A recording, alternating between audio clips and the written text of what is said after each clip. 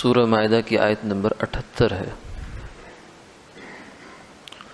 اعوذ باللہ من الشیطان الرجیم،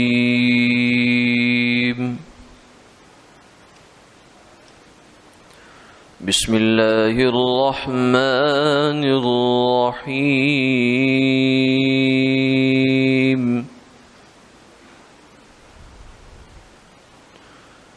لعن الذين كفروا من بني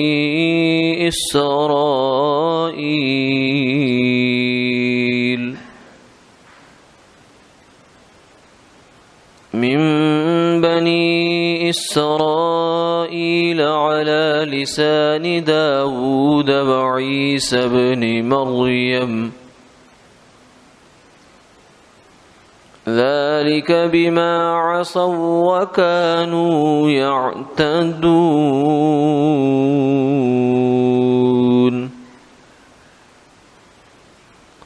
كانوا لا يتناهون عن منكر فعلوه لبئس ما كانوا يفعلون۔ صدق اللہ العظیم۔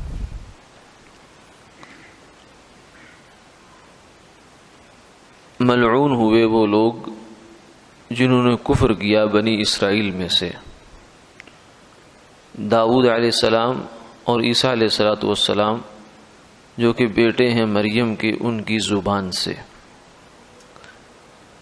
یہ اس وجہ سے تھا کہ انہوں نے نافرمانی کی اور وہ لوگ حد سے گزر گئے تھے۔ وہ لوگ آپس میں برے کام سے جو کر رہے تھے منع نہیں کرتے تھے، کیا ہی برا کام ہے جو وہ کرتے تھے۔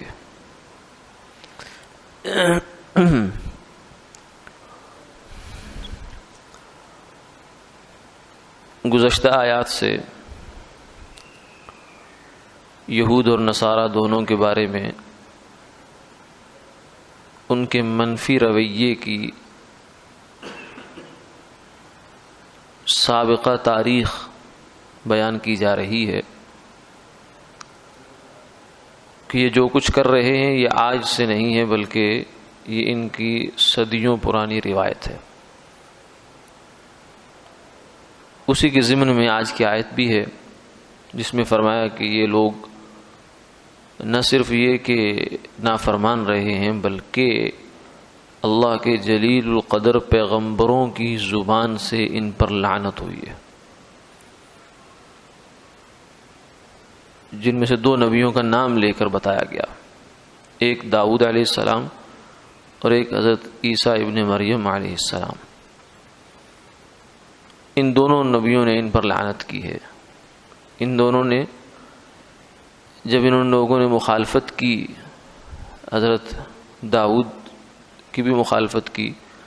تو انہوں نے ان کے حق میں بد دعا کی، اللہم لعنہم واجعلہم آیہ، کہ اے اللہ ان پر لعنت کریں اور انہیں ایک عبرت کا نشان بنا دیں، نشان عبرت بنا دیں۔ تو اس کے نتیجے میں انہیں بندر بنا دیا گیا۔ جو بندر بنے تھے بنی اسرائیل، یہ داؤد علیہ السلام کی بد دعا کا نتیجہ تھا۔ اور پھر عیسیٰ علیہ السلام نے دعا جب کی، بد دعا کی، تو فرمایا اللہم لعنہم واجعلہم آیہ، اے اللہ ان پر لعنت کر اور انہیں نشان عبرت بنا دے۔ تو فرماتا ہے کہ اس صورت میں ان کو خنزیروں کی شکل میں بنا دیا گیا، مسخ کر دی گئی ان کی شکلیں اور خنزیر بنا ڈالے گئے۔ تو یہ انتہا درجے کی پستی ہے۔ انسان ایک ہے کہ اپنے عمل سے انسانیت سے خارج ہو جائے، یہ بھی بہت بری بات ہے۔ اولئک کالانعام بل ہم اضل، فرمایا کہ کچھ لوگ ایسے ہوتے ہیں کہ جن کو انسان کہنا انسانیت کے مقام کی توہین ہے، وہ تو جانور ہیں، بلکہ جانوروں سے بھی بدتر ہیں۔ لیکن اس سے بھی بدتر صورتحال یہ ہے کہ ان جانوروں کے جن کے وہ حرکتیں اپنائے ہوئے تھے، انہی جانوروں کی شکل ان پر ڈال دی جائے، تو یہ اور زیادہ جو ہے اس کی پستی کی بات ہے، بہت زیادہ جو ان کی کوتاہی کی بات ہے کہ ان کو اس حد تک جانا پڑا کہ ان کی شکلیں مسخ کر دی گئی، بندر اور خنزیر بنا دیے گئے۔ تو یہ فرمایا کہ ان کے پچھلوں کا یہ معاملہ چلتا چلا آ رہا ہے۔ اور یہ کس وجہ سے تھا؟ یہ نہیں تھا کہ یہ بڑے کو پارسا تھے، نیک اور صاف تھے، نہیں، بلکہ بما عصوا، نافرمانیاں، نبیوں کو تنگ کرنا، نبیوں کو قتل کرنا، انبیاء علیہ الصلوۃ والسلام کو ان کی نافرمانیاں کرنا، ان کو زج کر دینا، ان کو عاجز کر دینا، حتیٰ کہ وہ، کیونکہ نبی کا ظرف بہت بڑا ہوتا ہے، اللہ تعالیٰ انہیں اپنی خاص رحمت دے کے بھیجتے ہیں۔ جب نبی کسی کے حق میں ہاتھ اٹھاتا ہے تو اس کا مطلب یہ ہے کہ اس قوم نے انتہا کر دی ہے نافرمانے کی۔ یہ نہیں ہے کہ کوئی معمولی سی بات پر، ہماری طرح کے ظرف نہیں ہوتے کہ ہم تو تھوڑی سی ہلکی سی کوئی ہمیں کانٹا چبھ جائے تو ہم اگلے پر لعنت ڈال دیتے ہیں، نہیں، بلکہ لعنت بہت بڑی سنگین بات ہے۔ کسی کو لعنت کہتے ہوئے بہت سوچ بچار کرنی چاہیے کہ یہ بات میں کیا کہہ رہا ہوں، اپنی زبان سے کیا نکال رہا ہوں، کیونکہ لعنت وہ چیز ہے جس کا اثر نسلوں میں جاتا ہے، ایک انسان تک نہیں رہتی۔ تو ہم تو بعض دفعہ اپنے آپ کو بھی اور اپنے اولادوں کو بھی، اپنے جانوروں کو بھی، اپنی چیزوں کو بھی جو ہے اس طرح کے جملے بول دیا کرتے۔ اسی لیے آپ نے فرمایا کہ نہ میاں ایسی بات نہ زبان سے نکالا کرو، کیونکہ کبھی بھی قبولیت کا وقت ہوتا ہے، تم نے زبان سے ایسی ویسی بات نکالی اور وہ قبول ہو گئی تو اپنا کیا ساری عمر بھگتو گے اور روتے رہو گے، پھر کہو گے پتہ نہیں کیسے ہو گیا، کس نے کر دیا میرے ساتھ۔ یہ نہیں، بعض دفعہ اپنی بے احتیاطی سے آدمی سے کوئی برا کلمہ زبان سے نکل جاتا ہے، اپنے گھر کے بارے میں، اپنی گاڑی کے بارے میں، اپنی سواری کے بارے میں، اپنے اولاد کے بارے میں، بیوی بچوں کے بارے میں یہ کلمہ نکل جاتا ہے، پھر وہ آدمی کو لینے کے دینے پڑ جاتے ہیں۔ تو یہ بہت احتیاط کی بات ہوتی ہے۔ انبیاء علیہ الصلوۃ والسلام نے اگر کسی کے حق میں بد دعا کی ہے یا لعنت کی ہے تو وہ انتہا ہو گئی تھی، یعنی اس کے بعد عاجز کرنے کی انتہا تھی۔ تو اور میں ایک سبب تو ان کا نافرمانیاں تھی، اور دوسرا حد سے تجاوز کرتے تھے۔ نافرمانی بھی ایک گناہ ہے، پھر اس کی حدوں کو چھو جانا، پھر حدوں کو پار کر جانا، کراس کر جانا، یہ بھی اللہ کے غضب در غضب میں داخل ہو جانا ہوتا ہے۔ دوسرا ان کا جرم جو تھا وہ یہ تھا، کانوا لا یتناہون عن منکر فعلوہ، ان کے درمیان اگر کوئی بندہ برائی کرتا تھا تو دوسرے لوگ اس کو منع نہیں کرتے تھے۔ نہی عن المنکر یعنی برائی کو برائی دیکھ کر اس کی روک تھام نہ کرنا، اس کی فکر نہ کرنا، یہ بھی ایک جرم ہوتا ہے۔ یعنی کہوں گے یہ جرم کی اور مجرم کی خاموش تائید ہوتی ہے کہ تو ٹھیک کر رہا ہے، کیونکہ جب انسان کے دل میں ایمان ہو تو وہ پھر اس کو منکر پر خاموش نہیں رہنے دیتا۔ اس لیے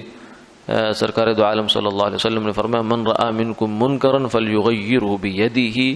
فإن لم يستطع فبلسانه فإن لم يستطع فبقلبه وذلك اضعف الایمان۔ تم میں سے جو بندہ بھی برائی کو دیکھے، منکر کو دیکھے، اللہ کی نافرمانی کو دیکھے، تو اسے چاہیے کہ پہلے سب سے پہلے درجہ یہ ہے کہ ہاتھ سے اگر اس کو بدل سکتا ہے تو بدل ڈالے، یعنی اس برائی کو نیکی میں تبدیل کرے۔ اگر یہ نہیں ہو سکتا، کوئی فتنہ پیدا ہونے کا اندیشہ ہے، آگے سے نقصان کا اندیشہ ہے، جان جانے کا اندیشہ ہے، تو پھر اسے چاہیے کہ زبان سے فہمائش پر اکتفا کرے۔ اور اگر اس میں بھی نہیں کر سکتا، صورتحال ایسی ہے، فبقلبہ، تو اپنے دل میں اس کو برا سمجھے، اس کے لیے جو منفی جذبات ہیں اپنے دل میں ان کو برقرار رکھنا چاہیے۔ یعنی منکر کو منکر سمجھنا، برائی کو برائی سمجھنا، یہ دل میں کم سے کم فرمایا آخری درجہ یہ ہے کہ اس سے نیچے تو پھر کوئی درجہ نہیں۔ وذالک اضعف الایمان، فرمایا کہ یہ ایمان کا سب سے کمزور درجہ ہے۔ یہ گویا کہ 33 نمبر پہ پاس ہو گیا آدمی، اس سے نیچے پھر جائے گا تو فیل ہے۔ کیوں؟ اس لیے کہ اس سے نیچے کا درجہ جو ہے وہ پھر یہ ہے کہ برائی کو برائی سمجھ ہی نہیں رہا، گناہ کو گناہ ہی نہیں سمجھ رہا۔ تو اس کا مطلب تو یہ ہوا کہ اس میں اور کافر میں کوئی فرق نہ ہوا، یعنی اللہ کی نافرمانی اس کو بھی کوئی ٹینشن نہیں دے رہی، کوئی الجھن نہیں دے رہی، کوئی پریشان نہیں کر رہی، اور ایک نافرمان اور کافر کو بھی پریشان نہیں کر رہی، تو اس کے ایمان کا تقاضا کہاں چلا گیا؟ اسے فرمایا کہ آخری درجہ یہ ہے کہ منکر کی منکر، اس کی شناعت، اس کی قباحت، اس کی برائی، اس کی سنگینی انسان کے دل میں نقش ہونی چاہیے کہ یہ کام برا ہو رہا ہے، اگر سے میں کچھ کر نہیں سکتا، کڑتا رہے، دل سے اللہ سے دعا کرتا رہے، اللہ اس کام میں مجھے ماخوذ نہ کرنا، یا اللہ میری پکڑ نہ آ جائے، میں اس کام سے بری ہوں، یا اللہ تو گواہ ہے کہ میں بری ہوں۔ تو فرمایا کہ بنی اسرائیل میں ایسا ہوتا تھا کہ وہ لوگ، برائی آئی، آپ نے فرمایا کہ بنی اسرائیل میں ایسا ہوا کہ ایک آدمی نے گناہ کیا، کوئی کام برا کیا، تو کچھ رسمی سا کوئی آدمی نے اس کو نہی عن المنکر بھی کر دیا، نہیں بھائی ایسا نہیں کرو، اچھا جی ہو گیا۔ اس کے بعد وہ بندہ تو گناہ سے باز نہیں آیا، لیکن یہ جو منع کرنے والا ہے اس نے کہا کہ اچھا، اس نے بھی پھر اسی کے ساتھ اٹھنا بیٹھنا کھانا پینا گھلنا میلنا معاشرتی تعلقات سارے بحال ہی رکھے، وہ منکر پہ قائم ہے، اور یہ جناب پہلے اس نے روکا، روکنے کے بعد یہ پھر خود اسی جیسا ہو گیا۔ اسی جیسا ہونے کا مطلب یہ ہے کہ اس کے دل سے بھی برائی کا احساس ختم کر دیا، کیونکہ جب دل سے برائی کا احساس ختم ہوتا ہے تو پھر آپس میں دونوں سرحدیں مل جاتی ہیں، اچھے اور برے کا جو امتیاز ہے وہ بیچ میں سے ختم ہو جاتا ہے۔ اچھے برے کا امتیاز تبھی تک ہے جب تک آخری درجے میں انسان دل سے برائی کو برائی سمجھتا رہتا ہے۔ تو فرمایا کہ ایسی نوبت جب ہوئی تو ضرب اللہ قلوب بعضهم ببعض، اللہ نے ان کے دلوں کو ایک جیسے ہی کر دیا، خلط ملط کر دیا آپس میں، اچھوں کے دل بھی برے ہو گئے، تو بروں کے تو پہلے ہی برے تھے۔ پھر کیا ہوا؟ وجعل منهم القردة والخنازير، پھر ان میں اللہ تعالیٰ نے بندر اور خنزیر بنا دیے۔ وَلَعَنَهُمْ عَلَى لِسَانِ داود وعیسی ابن مریم، اور عیسیٰ علیہ السلام اور داود علیہ السلام کی زبان سے ان پر اللہ نے لعنت کروائی۔ اس کے بعد آگے آپ نے فرمایا وَالَّذِي نَفْسِي بِيَدِهِ لَتَأْمُرُنَّ بِالْمَعْرُوفِ وَلَتَنْهَوُنَّ عَنِ الْمُنكَرِ وَلَتَأْخُذُنَّ عَلَى يَدِ السَّفِيهِ، کہ میری امت تم کیا کرنا، امر بالمعروف، اچھی باتوں کا حکم کرتے رہنا اور برائی سے روکتے رہنا، اور بے وقوف آدمی کے ہاتھ کو پکڑنے کی کوشش کرتے رہنا، کیونکہ جو بندہ خدا کی نافرمانی کر رہا ہے وہ سمجھدار نہیں ہے، وہ بے وقوف آدمی ہے، وہ احمق ہے، اس لیے اس نافرمانی کے نتیجے میں کام خراب ہونا ہے سب کا۔ وہ کیسے؟ سیدنا صدیق اکبر رضی اللہ تعالیٰ عنہ فرماتے ہیں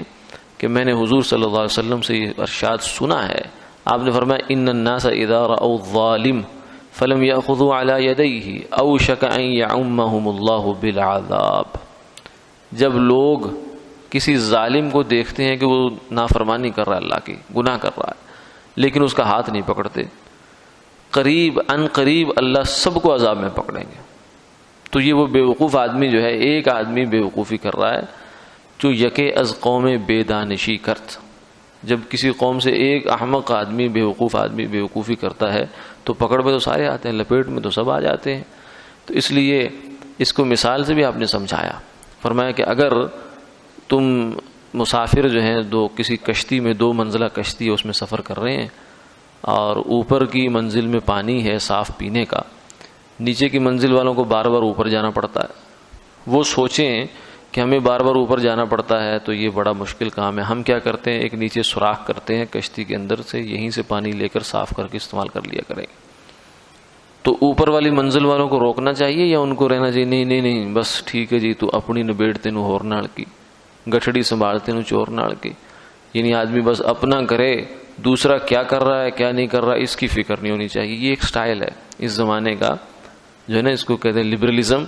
یعنی کوئی گھر میں کیا کر رہا ہے، کوئی مندر ہے، کوئی مسجد ہے، کوئی کلیسا ہے، ہمیں کیا اس سے غرض، ہم بس اپنی لائن سیدھی رکھیں۔ اپنی لائن تو سیدھی رکھنی ہے، لیکن اسی لائن کے اندر ہی یہ لائن ہے۔ مسئلہ یہ ہے کہ معاملہ سب کا یکساں ہے، اگر وہ کشتی ڈوبے گی تو اوپر کی منزل والے بچ نہیں پائیں گے۔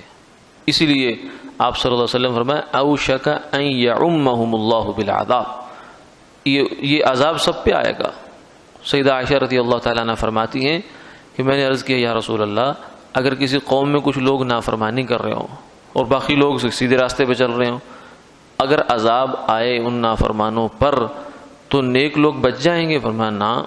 دنیا میں بچت کی کوئی صورت نہیں ہے، دنیا میں سب یکساں ہوگا۔ ہاں قیامت والے دن کہا جائے گا وامتاز اليوم ایھا المجرمون، کہ مجرم ایک طرف ہو جاؤ اور فرما بردار ایک طرف ہو جاؤ، لیکن دنیا میں معاملہ یکساں چلنا ہے۔ دنیا میں ایسا نہیں ہوگا کہ نافرمانوں کے اوپر صرف پکڑ آئے اور فرما بردار بچ جائیں۔ اس لیے اگر کسی معاشرے میں کوئی منکرات پھیل رہے ہوں، برائیاں پھیل رہی ہوں، تو نیک لوگوں کو اپنی نیکی پر مطمئن ہو کر نہیں بیٹھ رہنا چاہیے،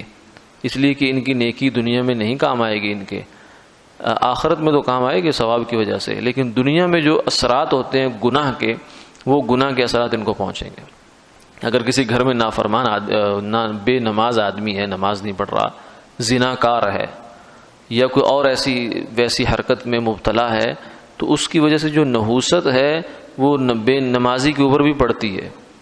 کوئی طریقہ نہیں ہے اس سے بچنے کا، جب تک وہ بے نمازی ہے یا غلط کاری میں مبتلا ہے آدمی، تو اس کی نحوست اس پر پڑے گی۔ یہ نہیں ہو سکتا کہ وہ کہ نہیں میں تو نہیں کر رہا، میرے ساتھ معاملہ جدا ہے۔ دنیا کا معاملہ فرما دیا یکساں ہے، لہذا فرمایا کہ تم لوگ اس چیز کا فکر کرو، اہتمام کرو کہ امر بالمعروف اور نہی عن المنکر کرتے رہو۔ اس لیے فرمایا نا کہ ایک فرشتے کو، ایک بستی کو اللہ نے حکم دیا فرشتوں کو کہ اس کو تباہ کر دو، تو انہوں نے کہا کہ یا اللہ، اس میں ایک بندہ ایسا بھی ہے کہ جس نے پلک جھپکنے کے برابر بھی کبھی آپ کی نافرمانی نہیں کی، ایک لمحے کی نافرمانی بھی نہیں کی، آپ کی گناہ نہیں کیا کبھی، تو وہ آدمی بھی ہے۔ فرمایا کہ اس بستی کو اٹھا کر اس کے اوپر مارو۔ کیوں؟ فرمایا اس لیے کہ فإنه لم يتمعر وجعه في قط، کہ وہ اپنی عبادت میں تو لگا ہوا ہے لیکن میرے احکامات ٹوٹ رہے ہیں، اس کے ماتھے پر کبھی بل نہیں پڑا، اس نے کبھی سوچ ہی نہیں کہ یہ کام بھی ہو رہا ہے، لہذا اس کو نیچے رکھو اور بستی اس کے اوپر مارو۔ تو اس لیے یہ اپنی دینداری پر مطمئن ہو کر بیٹھ رہنا، یہ دنیا کے اعتبار سے جو ہے نا خطرے سے خالی نہیں ہے، بالخصوص اس زمانے میں کہ جب شیطان کی دعوت، گناہ کی دعوت، نافرمانی کی دعوت ہر طرف سے کھل چکی ہے۔ اس زمانے میں تو آدمی جو ہے اپنی اولاد کو بچانا، اپنے پڑوس کو بچانا، خیر کے کام میں ہر آدمی کو اپنے آپ کو کھڑا کر لینا چاہیے، کیونکہ جب جنگ لگتی ہے تو پھر صرف جو ٹرینڈ فوجی باضابطہ ہوتے ہیں وہی نہیں ہوتے، بلکہ جس کا بھی نشانہ لگانا جانتا ہے، بندوق تھوڑی سی ہلکی پھلکی ٹریننگ دے کر اس کو کہتے ہیں آ جا، تو بھی آ جا۔ تو اس زمانے میں تو ہر بندے کو داعی اور دین کی اس بات کو لے کر چلنے والا بنے گا تو پھر جا کر کچھ بچت کی صورت پیدا ہوگی، ورنہ جس انداز سے ہمارے ہاں برائیاں داخل ہو رہی ہیں، اللہ حفاظت فرمائے، اس کا کوئی مستقبل اچھا نظر نہیں آ رہا۔ جیسے فرمایا او لیضربن اللہ قلوب بعضکم علی بعض ویلعنکم کما لعنہم، یا تو تم یہ کام کرو، بے وقوفوں کو روکو، نافرمانوں کو نافرمانیوں سے روکو، ورنہ پھر جو کام بنی اسرائیل کے ساتھ ہوا تمہارے ساتھ بھی ہو سکتا ہے۔ ان کے دلوں کو اللہ نے بعض کے دلوں پر خلط کر دیا، مار دیا ہے، تو کیا تمہارے لیے کوئی استثناء ہے؟ نہیں، ایسا کچھ نہیں ہے، تمہارے ساتھ بھی ایسے معاملات پیش آ سکتے ہیں اور تم بھی اس کیفیت سے دوچار ہو سکتے ہو۔ اس لیے اس چیز کا اہتمام اور فکر رہنی چاہیے کہ کہیں ہم بھی کہیں بنی اسرائیل کے راستوں پر ہی لا شعوری طور پر چلنا شروع نہ ہو جائیں۔ اللہ تعالیٰ ہم لوگوں کو توفیق عطا فرمائے۔